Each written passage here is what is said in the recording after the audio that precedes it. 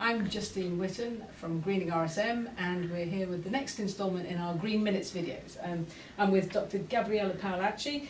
He's a postdoctoral researcher in marketing at RSM and teaches a course in managerial decision-making and negotiation in the General Management Programme. Can you give us a brief overview of the course and explain the assignment and how that encouraged you to contact Greening RSM?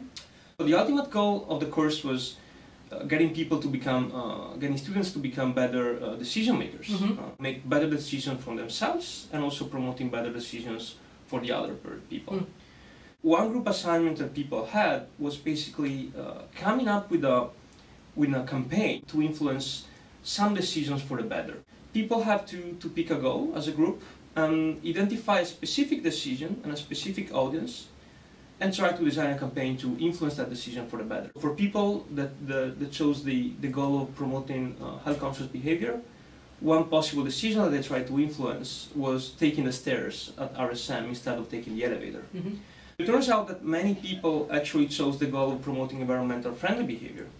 So they carry out campaigns which were trying to attain this goal, such as improving how people dispose of their waste. So at the end of the course, I thought I'd try to understand whether there were any students interested in carrying out this campaign in a more, on a larger basis, and maybe possibly with the help of Greening RSM. That's how it worked. Okay. Basically. So the assignment has now extended beyond the end of the course, and you're now collaborating with Greening RSM on a Green Canteen initiative. Right. What theoretical strategies have your students found for affecting waste and recycling behaviour in the cafe?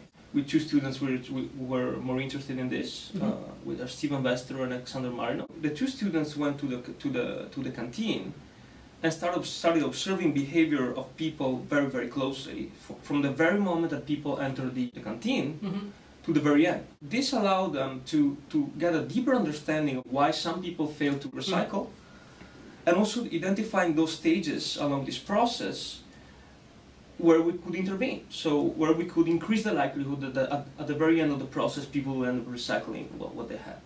There are several things that happen when people enter a canteen. They have to pick up their trail, they have to choose their food, and basically they were trying to understand what the problems are in all these stages.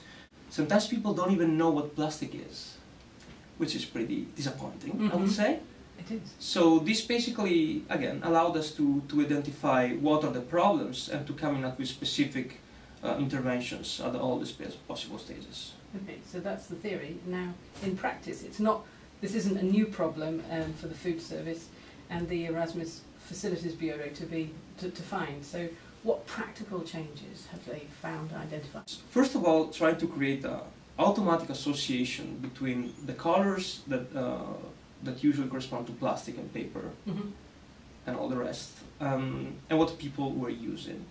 So to this extent, what we try to do, what we think about doing, because we haven't still obtained the approval from the food services, from the very moment that people enter the cafeteria and they make their choices, they can already see, thanks to some small stickers, the color of basically of the soon to be wasted. If I buy yogurt, I can find a small orange sticker, and I know that at the very end I need to throw away the yogurt on the orange bin.